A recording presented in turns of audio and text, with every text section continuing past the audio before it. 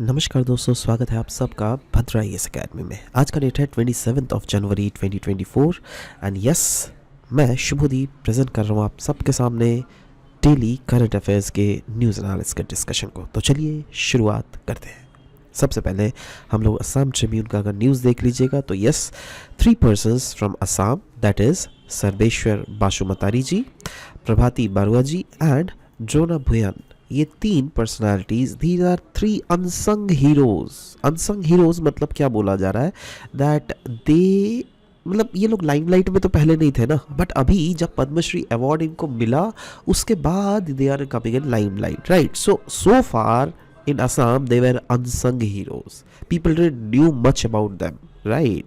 But after getting this award, yes, people are starting to observing that yes, these are the people who have done something for their country and region at large. So सबसे पहले हम लोग बात करेंगे प्रभाती बारुआ जी के बारे में। She is प्रभाती बारुआ। इनको हम लोग हाथी की परी के नाम से भी जानते हैं, पता है नाउ क्यों? क्योंकि कहा जाता है ये इंडिया का, she is the first female mahout of India. वो जो एलिफेंट को चलाते हैं ना, उनको बोला जाता है माहौत, राइट। तो यस, प्रभाती बारुआ जी अगर देख लीजिएगा, she is the first female mahout, elephant mahout, right, जिन्होंने ये चीज़ को स्टार्ट किया था from the year of age of 14। In fact कहा जाता है she is a very instrumental person, जिनका कमिटमेंट था दैट कैसे ह्यूमन एलिफेंट कॉन्फ्लिक्ट को रिड्यूस किया जा सके, और इसलिए इन्होंने बहुत ज़्यादा हेल्प किया, जिससे वाइल्ड एलिफेंट जो है ना, उनको टैकल करना, उनको कैप्चर करने में काफ़ी ज़्यादा इनका महारत हासिल था। In fact she is the one who is belonging from a royal family. जी हाँ, आसाम के जो गौरीपुर के जो रॉयल फैमिली है ना, उनसे ये बिलोंग करते हैं, और ये जो माहौत वाले जो स्किल्स हैं उन्होंने अपने पापा से सीखा था, एंड उसके बाद तो of course she became the first mahout of India, female mahout, right. वैसे ही हम लोग बात करेंगे शर्मेश्वर बासुमतारी जी के बारे में। Now he is also known as Chirag का कृषि चिराग। नाउ क्यों? क्योंकि ये जो है ना 61 ईयर ओल्ड फार्मर है and he is a very progressive farmer. Now progressive farmer क्यों बोला गया है? क्योंकि ये फार्मिंग में एकदम नए नए टेक्निक्स का इस्तेमाल करता है। देखो क्लियरली लिखा भी हुआ है, इन्होंने सक्सेसफुली अडॉप्ट किया practice of mixed integrated farming approach, और साथ ही साथ इन्होंने कल्टीवेट किया several varieties of crops. In fact, he has adopted a community centric approach and he has spread his knowledge and learning with other farmers. दूसरे farmers के साथ भी इन्होंने अपने नॉलेज एंड लर्निंग को शेयर किया, जिससे ओवरऑल इस रीजन के फार्मर्स की प्रोडक्टिविटी बढ़ सके और वो अपने लाइवलीहुड को भी बढ़ा सके। लास्ट मंथ अगर देख लीजिएगा, he was again in news because Assam government ने इनको कॉन्फर किया था विद आसाम गौरव। क्यों? क्योंकि इन्होंने एग्रीकल्चर को रिवोल्यूशनाइज किया है। जी हाँ, because he has used innovative techniques, जिससे इन्होंने ओवरऑल एग्रीकल्चर को रिवोल्यूशनाइज किया, राइट। नेक्स्ट हम लोग बात करेंगे द्रोणा भुयान जी के बारे में। नाउ इनको ये एक बहुत बड़े फोक आर्टिस्ट है, राइट, और ओजापली एंड देवदार डांसर भी है। इनका जो बॉर्न हुआ था ये दरांग डिस्ट्रिक्ट में हुए थे 1956 में, और इनको बहुत सारे रिकॉग्निशन ऑलरेडी इनके नाम पर है। जैसे मिनिस्ट्री ऑफ कल्चर ने पता है इनको क्या टाइटल दिया है? गुरु। असम संस्कृत महासभा के थ्रू इनको एक टाइटल मिला है जीवन जोड़ा साधना मोटा। वैसे ही आसाम गवर्नमेंट ने इनको विष्णु रावा अवार्ड से भी सम्मानित किया है। In fact he has also taken the initiative to open training centre for Sukhnai Ojapali and Deodhani in Darrang. Darrang में इन्होंने ओजापली एंड देवधानी डांसर है ना, तो उसके ही इन्होंने ट्रेनिंग सेंटर्स भी खोले हुए हैं, right. So undoubtedly we should know about these unsung heroes, right. Now जब हम लोग पद्मा अवार्ड के बारे में बात करें, इनको पद्मश्री मिला है, राइट। तो पद्मा अवार्ड इन जनरल अगर बात करें, इसको इंस्टीट्यूट किया गया था 1954 में। हर साल इसको अनाउंस किया जाता है, एक्सेप्ट कुछ ऐसे साल थे जब पद्म अवार्ड को नहीं दिया गया था, जब जैसे 1978, 1979 और 1993 से 1997 के बीच में इसको नहीं दिया जाता। बट हर साल रिपब्लिक डे के उपलक्ष्य में पद्म अवार्ड किस किस को मिलेगा वो घोषणा की जाती है, जिसमें पद्मश्री अपने डिस्टिंग्विश्ड सर्विसेज के लिए प्रोवाइड किया जाता है। उसके बाद पद्म भूषण मिलता है, जो क्या ऑफ कोर्स पद्मश्री से भी थोड़ा हायर लेवल का मेडल है, और फाइनली मिलता है Padma Vibhushan, right. Padma Vibhushan is for exceptional and distinguished services, right. So ये चीज़ है क्लासिफिकेशन। नाउ ये प्रेजेंट किया जाता है by president of India, usually March या फिर अप्रैल हर साल में किया जाता है। और इसकी एलिजिबिलिटी की अगर बात करें, यस, हर एक लोग without the distinction of race, occupation, position और सेक्स, वेदर वो फीमेल हो या फिर मेल हो, yes they are eligible for it, right, including government servant जो कि PSU में काम करते हैं। बट हाँ, doctors and scientist are not eligible for these award because उनके लिए अलग अवार्ड्स ही है, राइट। सो एनीवेज अवार्ड्स, इसमें एक सर्टिफिकेट दिया जाता है जो कि प्रेसिडेंट के हाथों के द्वारा साइन किया जाता है। वो नहीं, मतलब वो कॉपी पेस्ट नहीं रहता है, हाथ से प्रेसिडेंट साइन करते हैं, राइट। एक मेडल दिया जाता है ना, और एक स्मॉल रेप्लिका ऑफ मेडल भी दिया जाता है। Title, it is not about to a title, ऐसा नहीं आप जैसे बोलते नहीं doctor something ABC, doctor ABC, तो जैसे डॉक्टर वो कि एक टाइटल हुआ, बट पद्मश्री एक टाइटल नहीं हुआ। हाँ, आप ज़रूर प्रमोट कर सकते हो that yes you have got the Padmashri, but that does not accounts for a title per se, right. Number of awards अगर देख लीजिएगा, हर साल 120 से ज़्यादा अवार्ड नहीं दिए जाते हैं, राइट। और साथ ही साथ NRIs, फॉरेनर्स या फिर ओवरसीज सिटीजन ऑफ इंडियाज़ को ये अवार्ड नहीं दिया जाता है, राइट। हाँ, एक चीज़ और भी देख लिया, एक्सक्लूडिंग पोस्थुमस, मतलब मरणोपरांत ये अवार्ड नहीं दिया जाता है नॉर्मल केस में। बट अगर सोचो एक्सेप्शनल हाई डिजर्विंग जो केसेस हो ना, उसमें गवर्नमेंट कंसिडर कर सकती है दैट इसको पॉस्टुमसली भी दिया जाता है। नाउ किस किस फील्ड में काम करने से ये आपको अवार्ड मिलेगा, वो है art, social work, social service, public affairs, science, engineering, trade and industry, medicine, literature and education, civil service, उसके बाद sport and different other fields, right. Now next हम लोग बात करेंगे असम ट्रिब्यून का ये न्यूज़ है। यहाँ पे बॉर्डर रोड ऑर्गेनाइजेशंस के बारे में बात किया गया था। क्योंकि बॉर्डर रोड ऑर्गेनाइजेशन ने बोला है दैट इंडिया म्यांमार बॉर्डर जो कि रफली अराउंड 1700 किलोमीटर का है, इसको फेंस किया जाएगा ना। अभी तक क्या था स्टेटस, अभी तक ये फेंस नहीं किया गया था। इधर के 16 किलोमीटर्स और इधर के 16 किलोमीटर्स तक जो है बाउंड्रीज अनफेंस थी। यहाँ के लोग इधर आ सकते हैं, यहाँ के इधर लोग इधर जा सकते हैं 16 किलोमीटर्स तक। बट इस आर्टिकल में दिया हुआ है दैट अभी जो है ना आने वाले 3-4 साल में इन बॉर्डर्स में बार्ब्ड फेंसिंग कर दी जाएगी। और कुछ दिन पहले हम लोगों ने एक आर्टिकल भी डिस्कस किया था दैट मणिपुर के गवर्नमेंट ने भी सरकार को रिक्वेस्ट किया था दैट इसको फेंस कर दो, राइट।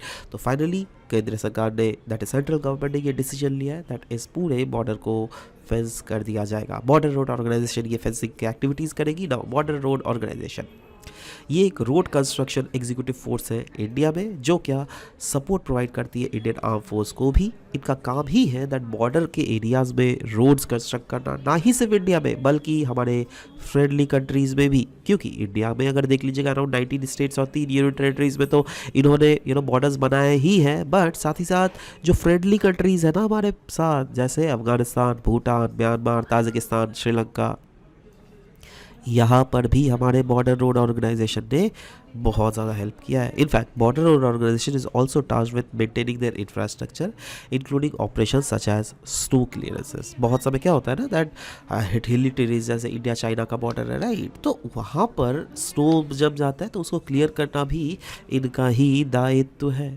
राइट। नेक्स्ट हम लोग डाउन टू अर्थ का ये आर्टिकल डिस्कस करेंगे। यहाँ पर बात करेंगे आर्टिफिशियल ग्रीनिंग एंड प्लांटेशंस के बारे में। नाउ अचानक से ये आर्टिफिशियल ग्रीनिंग एंड प्लांटेशंस, देखो इसका मीनिंग से तो आप समझ पा रहे हो दैट ये है क्या, राइट। बट अचानक से ये न्यूज़ में क्यों है? क्योंकि इंडिया में इन्वेजिव एलियन प्लांट स्पीशीज़ जो है ना ये डिस्प्लेस कर रहे हैं हमारे नेटिव वेजिटेशंस को। और इसके कारण तो आपको पता ही है नेचुरल हैबिटेट वो तो डिसरप्ट हो जाएगा, और नेचुरल हैबिटेट अगर डिसरप्ट होगा तो फूड चेन भी डिसरप्ट हो सकता है।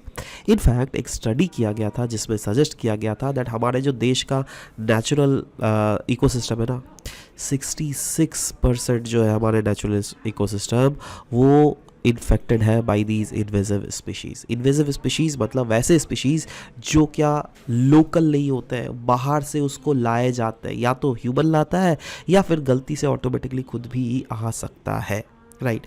सो यही बोला जा रहा है दैट ये जो है रफली 2/3 of the available food resources जो है ना वाइल्ड एनिमल के लिए वो खतरे में पड़ गया है, मतलब फूड चेन खतरा में है, मतलब हमारा नेचुरल इकोसिस्टम खतरा में है। और ये इन्वेजन जो किया जाता है बाय दीज एलियन स्पीशीज़ वो अगेन ह्यूमन एक्शंस के कारण भी होता है, बहुत समय तो हॉर्टिकल्चर प्रैक्टिसेस के कारण भी होता है। सोचो अगर हम लोग हॉर्टिकल्चर क्रॉप्स कुछ लगा रहे हैं ना, सोचो वो आसाम में पहले नहीं होता था बट हम लोग बाहर से लाए, राइट। अब बाहर से लाओगे तो yes it might disrupt the हमारा ओवरऑल एग्रीकल्चरल एस्पेक्ट्स, राइट। और बहुत समय क्या होता है लैंड यूज़ भी हम लोग चेंज करने के कारण भी इस टाइप की एक्टिविटीज़ होती है। Now artificial grading and plantation, इसका मतलब क्या है? इसका मतलब एक एफर्ट है जो क्या ह्यूमन इनिशिएटेड एफर्ट्स होते हैं जिससे इंट्रोड्यूस या फिर प्रमोट किया जाता है specific vegetation in a particular area, जिससे बहुत समय वहाँ की इकोलॉजी रिस्टोर की जाती है, वहाँ की एस्थेटिक पर्पसेस के लिए भी काम किया जाता है जिससे एड्रेस किया जा सके इन्वायरमेंटल इश्यूज। इनफैक्ट ये जो प्रैक्टिसेस है ना ये इन्वॉल्व करते हैं प्लांटिंग सेलेक्टेड प्लांट स्पीशीज जो क्या टिपिकली नॉन नेटिव और कमर्शियली वैल्यूएबल हो, है ना, इन ऑर्डर टू मॉडिफाई और enhance the existing vegetation in a particular area. Yes, वही बोला जा रहा है दैट यहाँ पे कुछ कुछ सेलेक्टेड प्लांट स्पीशीज़ को जो क्या नॉन नेटिव या फिर कमर्शियली वैल्यूएबल प्लांट स्पीशीज़ है उसी को लगाया जाता है। अब आप खुद सोचिए ना, आपके एरिया में आप अगर बाहर से प्लांट स्पीशीज़ लाइएगा तो वो वैसा ही ना प्लांट स्पीशीज़ लाइएगा जो क्या आपको ज़्यादा रिटर्न्स दे सके, तो इसीलिए बोला गया कमर्शियली वैल्यूएबल प्लांट स्पीशीज़ बाहर से लाया जाता है, राइट। नाउ बहुत समय कुछ कुछ एक्सपर्ट्स बोलते हैं दैट आर्टिफिशियल ग्रीडिंग जो है ये एक तरीका है to ecological restoration, livelihood enhancement और एस्थेटिक लैंडस्केपिंग, है ना। साथ ही साथ इरोजनल कंट्रोल के लिए भी बहुत ज़्यादा ये इस्तेमाल किया जाता है। बट आर्टिफिशियल, वही बोला जा रहा है that artificial grading if done with non native species तब इसके इरिवर्सिबल इम्पैक्ट भी हो सकता है। नॉन नेटिव स्पीशीज़ मतलब एलियन स्पीशीज़ के थ्रू अगर आर्टिफिशियल ग्रीडिंग किया जा सकता है जाए ना तो उसके हमें नेगेटिव रिपरकशंस भी देखने को मिल सकते हैं।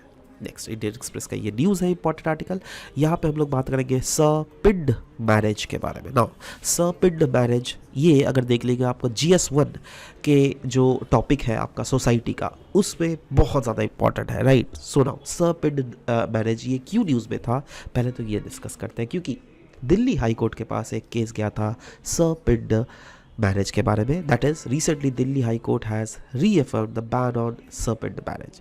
दिल्ली हाई कोर्ट ने हिंदू मैरिज एक्ट 1955 के सेक्शन 3 में क्लियरली सपिंड मैरिज के बारे में उल्लेख किया गया है और उसके तहत दिल्ली हाई कोर्ट ने सपिंड मैरिज को बैन कर दिया गया है। नाउ लीगलिटीज़ की अगर बात करें तो yes, Hindu marriage act of 1955 में क्लियरली प्रोहिबिटेड किया गया marriage between the two Hindus. अगर दो हिंदू मैरिज एक साथ नहीं कर सकते हैं अगर वो सपिंड हो। सपिंड मतलब एक ही आपके कॉमन एंसेस्टर्स हो, समझ लो। से फॉर एग्जाम्पल ये अगर मदर साइड में देखोगे तो 3 जनरेशन्स के देखे जाते हैं और फादर के साइड में देखोगे तो 5 जनरेशन्स के देखे जाते हैं, right. 5th generation 3rd generation तक के, मतलब अगर दूसरे जनरेशन्स के अगर आप मैरिज कर रहे हो देन दैट्स फाइन। देखो तो वही बोला जा रहा है दैट मदर साइड में विद इन 3 जनरेशन्स, मतलब जैसे आपकी दादी आपकी नानी की बेटी, राइट, एक जनरेशन दूसरा जनरेशन और तीसरा जनरेशन, मतलब आपकी अगर नानी की सोचो और भी एक बेटी हुई ना, इसका अगर दूसरा बेटी हुई और आप बेटे हो इनके तो आपकी ये तो मौसी की बेटी हुई ना, तो you can not marry here, right. Now ये मैं क्यों स्पेसिफिकली आपको बोल रहा हूँ, क्योंकि अगर देख लोगे हमारे देश में हर एक रिलीजन में सपिंड मैरिज बैन नहीं है। If you see Islam then वहाँ पे लेकिन ये बिल्कुल बैन नहीं है, राइट। इसीलिए मैं इसको स्पेसिफिक फोकस करके बता रहा हूँ दैट हमारी सोसाइटी की अगर हायरार्की देखोगे रिलीजियस बेसिस पे हायरार्की बहुत ही अलग है। इसीलिए मैंने बोला दैट ये टॉपिक जो है आपके इंडियन सोसाइटी पर्सपेक्टिव में बहुत इंपॉर्टेंट है, राइट।